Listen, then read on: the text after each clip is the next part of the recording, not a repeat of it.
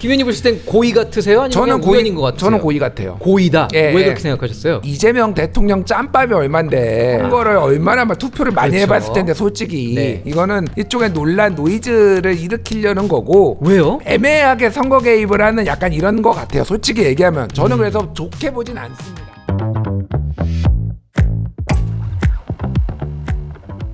저희가 준비한 세 번째 의제로 넘어가겠습니다. 이재명 대통령이 사전투표를 마친 뒤에 기표소에서 걸어 나오고 있는데 대통령의 투표지 노출 논란, 이게 무슨 얘기냐. 지난주 금요일날 사전투표를 했었죠. 당시 상황을 저희가 영상으로 한번 준비해봤는데 한번 보시죠. 이게 동그랗고 다 완전하게 안 되고 이런 식으로 반만 찍히면 괜찮나요? 오해가 되거나 그러죠? 괜찮습니다. 김 의원님, 네. 저런 장면 혹시 보신 적 있으세요? 대통령이 투표하다가 중간에 나왔어요. 저거 왜 저런 거예요? 저거? 일단 대통령 기준으로는 처음이고요. 네.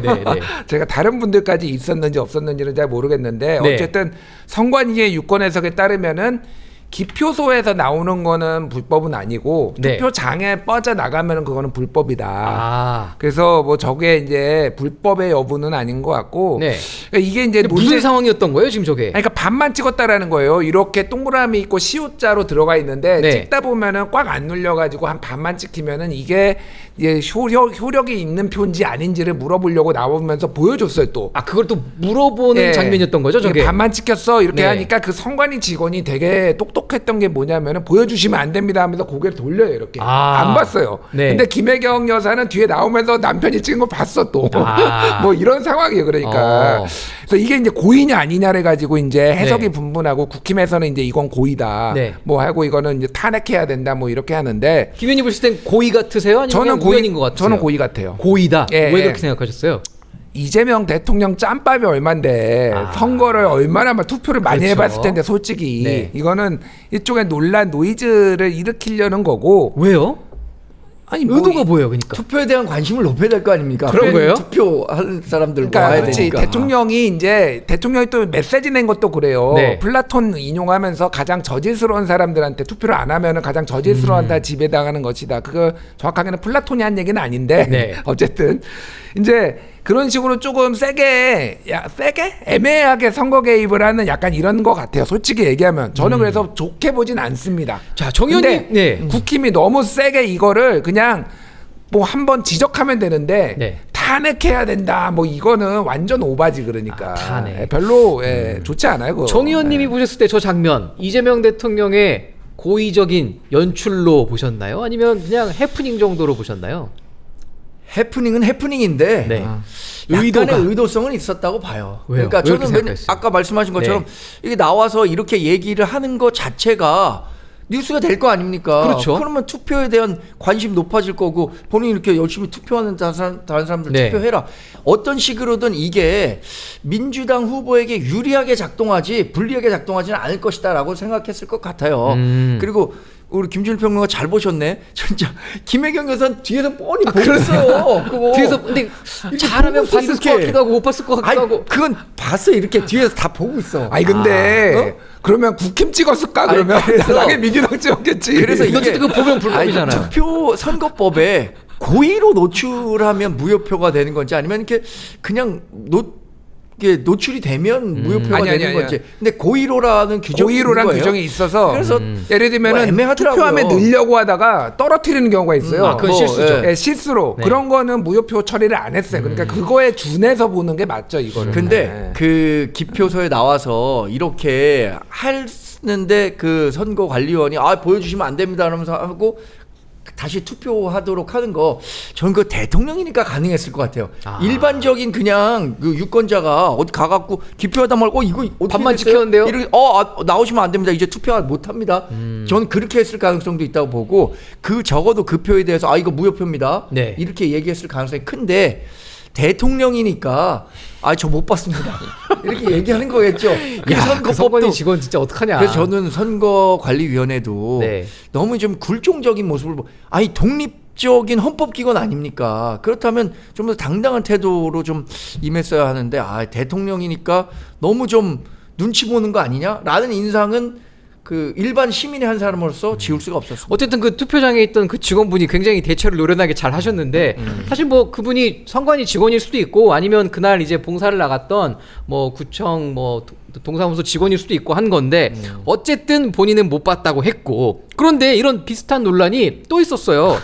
이해식 민주당 의원이 이번에는 SNS에다가 본인이 아예 내가 1번만 싹 찍었다. 소위 줄투표했다라고 공개를 한 건데 이게 본인 얘기는 선관위 자문을 받아서 문제가 없다라고 하긴 했는데 김 의원님 이 국회의원이 자기가 뭘 찍었다 이렇게 밝히는 게 저는 기억이 없는데 전례가 없었던 것 같은데 이게 문제가 되지는 않나 보죠? 이게 선관위 자문을 진짜 거치긴 한 건가? 모르겠어요. 저는 이거는 처음 봐가지고. 그래요? 저도 처음 봤어요. 그러니까 이거를 이제 암시하는 발언들은 뭐 그렇죠. 하잖아요. 그러니까 그 뭐 그래서 엄지도 찍뭐 부위도 하고 아니면은 뭐 이런 뭐가 어쩌고 저쩌고 이런 건데 이렇게 내가 공개적으로 유명한 사람이 이렇게 한 거는 처음 봐서 선관위가 좀 해봐야 될 것 같고.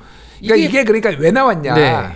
지금 민주당이 여러모로 위기의 상황이 있는 것 중에 하나가 네. 논란이 되는 게 전북하고 평택을이에요. 아 평택을. 그러니까 예를 들면은 교차 투표를 할 수가 있는 거예요. 네. 민주당의 경기도지사는 추미애를 찍는데 평택을에 사시는 분이 다른 사람 찍고 보궐 선거는 조국을 찍을 수가 있는 거야. 김용남 후보를 안 찍고 김용남 안 찍고 그러니까 야 1번 줄투표에 그리고 전북도 마찬가지예요. 그러니까 그러겠네요. 다른 기초단체나 뭐 이런 거 뭐 다 민주당 찍는데 저 김관영 찍지 말고 그렇게 하라라는 걸로 이제 얘기를 한 거예요. 근데 이해식 의원은 제가 알기로는 서울의 선대위에 계신데 그러니까요.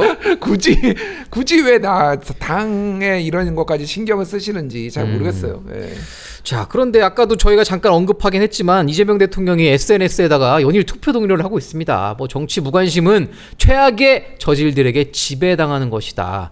그런데 대통령이 왜 이렇게 자꾸 투표를 독려하라고 하고 자기 그 반밖에 안 찍힌 기표용지를 보여주려고 하고 왜 그러는 거예요 지금? 이 의도가 뭔가요?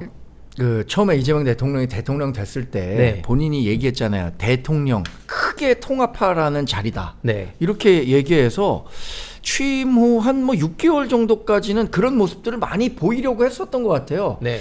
근데 최근으로 올수록 다시 정파적인 과거 민주당 이재명 대표 시절의 모습으로 돌아가는 거 아닌가라는 우려를 금할 수가 없습니다. 최근에 굉장히 좀 까칠해진 것 같은데 저는 이게 본인에 대한 공소 취소 네. 이 얘기가 나오고 그것에 대한 국민적 여론이 반발이 심해져서 그 진행 안 되고 있잖아요. 그렇죠. 이런 것들도 좀 영향을 미친 것 같아요. 그리고 이번 선거에서 만약에 민주당 후보가 애초에 기대했던 것보다 득표를 못한다 이러면 반드시 이 공소 취소에 대한 책임론이 나오기 시작할 겁니다. 대통령 때문에 선거를 좀 못했다. 벌써도 그렇잖아요. 네, 네. 지금 보수가 왜 결집했냐? 아니 이재명 대통령이 본인 사법 리스크를 그냥 본인의 권력으로 없애려고 그렇죠. 하니까 그것에 대해서 분노하기 때문에 보수가 결집하고 있는 거잖아요. 네. 저는 그래서 이번 선거의 의미를 훨씬 더 강하게 두기 시작한 것 같아요. 정치적으로. 그러니까 본인 편을 확실히 들 수 있는 방법으로 이게 죄송합니다. 흥분해갖고 이게 오늘 너 열변을 펼치셔가지고 법적으로 네. 허용하는 선에서는 진짜 최선의 노력을 하는 것 같습니다. 자 그런데 또 이 선거 막판에 지금 또 각종 사건 사고와 논란이 터지고 있습니다. 민주당에서 사실 오빠 논란으로 하정우 후보가 곤혹을 치렀었는데 이번에는 정원호 민주당 서울시장 후보가 우형찬 오른쪽에 지금 등을 보이고 계신 양천구청장 후보랑 유세에 나갔는데 정 후보가 저렇게 지금 품에 안고 있던 아기에게 우영찬 후보가 뽀뽀를 하려고 하다가 구설에 오르고 주변에서 말리는데도 계속 얼굴을 갖다 대려고 하면서 논란이 벌어졌는데 김 의원님 이런 네.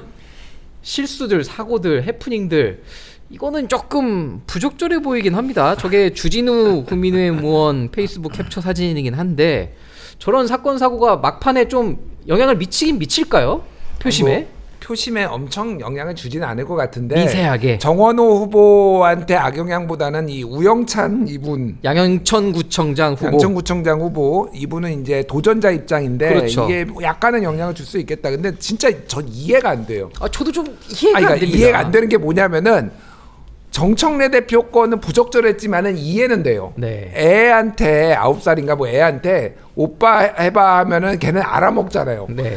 갓난 애가 뽀뽀를 하라고 하면 알아먹습니까? 아, 이게 좀 성인지 감수성이 좀 떨어지는 예, 그런 아니, 그러니까 장면 일단은 같은데. 이 자체가 이해가 안 돼요. 그러니까 네. 애한테 뽀뽀를 하라는 것도 부적절한데 네. 얘가 알아먹을 수 있나요? 이거를 모르겠어요. 그래서 이게 뭐 하는 짓인지 진짜 모르겠다. 저희가 아무래도 선거를 앞두고 있는 마지막 방송이다 보니까 딱 한 군데 핫한 평택을 한번 또 짚어보고 넘어가겠습니다. 마지막 이제 저희 주제로 평택을이 지금 사실 김준일 의원의 원픽이지 않습니까? 민주당 개파 싸움이 지금 뜨겁게 벌어지고 있는 것 같은데 애초에 지금 문재인 전 대통령 측근들까지 조국 후보를 밀고 있어요. 지금 이곳에서 굉장한 지금 복잡한 싸움이 벌어지고 있는데 김 의원님이 보셨을 때 지금 이 암투 이거 왜 이렇게 복잡하게 얽혀 있는 겁니까? 진보 진영 내. 아니 뭐 진보진 어느 정도 이렇게 개파가 분리되는 거는 자연스러운 현상인 것 같아요. 그래서 모든 친노와 친문이 그러면 나 조국을 지지하냐? 그것도 아니에요. 아 그건 또 아니죠. 그러니까요. 예를 들면은 노무현 대통령의 사위 네. 곽상원 의원은 지금 김용남 지지한다고 일찌감치 내려가서 거기 같이 선거운동도 하고 그랬어요. 근데 친노 중에서 이호철 전 민정수석은 그렇죠. 또 나는 조국 조국 지지한다. 후보를- 그래서 이거는 사적인 인연이 있느냐 없느냐가 중요한 것 같아요. 그러니까 아. 사적 인연이 조국하고 있으면은 지지하는 거고 네. 그게 아니면 아닌 것 같고. 그러니까 지금 민주당에서도 막판에 되니까 세게 나오고 있어요. 무슨 얘기냐면은 더 민주당스러운 후보를 찍어달라고 얘기를 하니까 네. 이쪽에서도 민주당에서도 더 진보색이 강한 후보 뭐 이런 거를 얘기하는 게 아니라 더 민주당스러우면은 지금은 우리가 뭐 공천을 잘못했다는 얘기야? 이거는 선을 넘었다라고 민주당도 좀 격앙이 됐어요. 그래서 조승래 사무총장인가 한명도 원내대표가 헷갈리는데 네. 거기 가가지고 강하게 이제 반발했거든요. 네네. 그런 이제 최근에 일이 있었어요. 그래서 여기 진짜 완전 쪼개져 있는 상황이고 한치 앞을 모르겠다. 솔직히 저는 유이동 의원이 1등할 가능성도 배제할 수 없는 것 같아요. 아 그래요? 예. 그 정현님께 짧게 한번 여쭤보면 그럼 지금 보수 진영도 사실 황교안 후보랑 유이동 후보가 지금 나뉘어져 있잖아요. 네. 이거 어떻게 될까요? 유이동 후보를 응원하지만 네. 황교안 후보가 단일화하지 않으면 네. 사실 좀 어려울 것 같아요. 아 그런가요? 뭐 이미 여기도 지금 사전 투표는 실시를 해버렸고. 아까 근데 황교안 후보 지지한 사람은 사전투표 사전투표 안 안 해서. 했거든요. 아, 그런 또 변수가 있네요. 사전투표 안 한 네. 황교안 후보 지지자들이 대거 네. 유이동 후보로 이동한다면 네. 저는 유이동 후보의 가능성이 있는데 단일화 없이 유이동 후보 본인 자력으로 승리하기는 어렵겠다. 왜냐? 자력으로는 아까 말씀드린 논리적 일관성을 말씀드립니다. 네. 이게 여론조사 블랙아웃 기간 동안에 바뀌는 결과가 나오는 게 정말 없다. 거의 없어요. 근데 그 마지막 변수는 지금 황교안 후보를 지지했던 그렇죠. 뭐 대략 10% 정도 된다는 거 아닙니까? 네. 이분들이 유이동 후보로 가면 되는데 이건 뭐 사표 방지 심리가 작용한다고 하더라도 일부만 간단 말이에요. 그 일부로는 안 돼. 네. 황교안 후보를 지지하는 사람은 전부가 가야 유이동 후보가 될 것 같은데 네. 그럼 내일 밤 10시 황교안 후보가 어떤 메시지를 내느냐에 따라서 선거 결과도 좀 달라질 수 있겠다. 네. 전 황교안 후보가 사퇴하는 방식으로 유이동 후보를 밀어준다라고 하면은 유이동 후보 당선 가능성이 51%까지 올라간다고 생각합니다. 자, 저희가 오늘 뜨겁게 토론을 하다 보니 지금 마지막 민심 Q&A 시간까지 쫓겨서 이렇게 왔는데 그냥 넘어갈 수는 없죠. 저희 구독자 여러분들께서 이렇게 남겨주신 질문을 저희가 엄선해서 한번 여쭤보겠습니다. 저희 정 의원님께 한번 여쭤볼게요. 불로소득님이 이렇게 물어보셨어요. 국민의힘 주진우 의원이 예. 한동훈 후보를 견제하는 게 차기 당대표를 노리고 하는 거냐? 뭐 이런 좀 질문이 있어요. 갑자기 좀 맥락이 좀 뜬금없긴 한데 주진우 의원이 지금 한동훈 후보를 견제하나요 최근에? 뭐 그런 좀 모양새죠. 경향이 있었어요. 그런 그래요? 모양새죠. 제가 아, 뭐 요 정도까지만 말씀드리겠습니다. 아, 여기까지만. 제가 아니 내가 왜냐면 네네네. 요 정도까지 말씀드리는데 네. 제가 한동훈 후보 한번 만났을 때 혹시 주진우 의원하고 한번 통화 한번 해봤냐? 네. 그랬더니 통화 안 해봤다. 아. 주진우 의원도 통화 안 했고 나도 내가 전화를 한 적도 없다. 아 그렇지. 혹시 한번 통화하시는 거 어떠냐? 그러니까 한번 생각해 보겠다. 아, 원래는 이렇게 얘기했는데 네. 그 이후에도 통화했다는 얘기를 제가 들어보지 못했어요. 음. 근데 주진우 의원은 지금 본인이 한동훈 후보의 그늘에서 머무는 것에 대해서는 조금 만족하지 부정적. 않는 것 같아요. 아. 저는 이제 자기 살림 차렸다. 음. 나도 이제 그 큰 정치인을 하려고 하는데 내가 언제까지 한동훈 그늘 밑에 있을 거냐라고 생각하고 있는 것 같고 그게 당대표 선거 지난번에도 당대표 선거 나왔는데 이번에도 당대표 선거 뭐 나올 수도 있겠죠. 만약에 나올 수 한다면 있죠, 네. 나올 수 있죠. 그런데 그건 모르겠습니다. 나중에 당대표가 될 수 있을지. 제가 한마디만 네, 딱 얹으면은 주진우 의원은 단 한 번도 한동훈 개인 적이 없어요. 개 뭐요? 한동훈 개, 개파. 한동훈 개, 예, 예, 정확하게는 여의 개. 주진우는 네. 주진우 개예요. 주진우 개다. 예, 그렇게 생각하시면 됩니다. 예, 예. 마지막으로 한 가지만 더 여쭤보겠습니다. JHS1579님, 뭐 그럴 일은 없겠지만 한동훈 후보가 2등을 한다고 해도 얻은 게 많다. 그런가요? 어떤가요, 김 의원님? 2등 해도 얻은 게 있는 건가요? 당연하죠. 왜요? 아니, 그러니까 당락이 가장 이게 눈에 띄게 중요한 거는 맞지만은 네. 이 정도의 득표력을 지금 보여주고 굉장히 저 같은 정치평론가가 이거 어렵다. 40% 얻는 사람이 유리한데 40%를 기본적으로 여기 민주당을 깔고 들어간다. 그렇죠. 이런 얘기를 했던 거를 다 뚫어내고 거의 초박빙으로 만약에 지더라도 초박빙으로 지는 거거든요. 이거는 한동훈의 파워를 인정한 거예요. 그러니까 가능성, 잠재력을 보여준 거라고 봅니다. 그래서 당선되는 게 훨씬 좋죠, 당연히. 그렇죠. 네. 근데 당선이 안 되더라도 한동훈의 정치 인생이 끝나냐? 저는 그렇게 보지 않아요. 오히려 이후에 당이 어려워질 때 한동훈을 찾는 사람은 더 많을 거고 부산 지역에서는 확실히 한동훈에 대한 그 파워가 있다. 파워, 잠재력을 더 높이 살 수밖에 없다. 자, 오늘 마지막 순서로 정 의원께서는 선거 내일 모레 이틀 남았는데 누구에게 한 줄 평을 들려주시겠습니까? 뭐 너무 식상한 말인데 끝날 때까지 끝난 게 아니다. 백이호라가 한 얘기죠. 이번 투표를 할 때까지 끝난 게 아닙니다.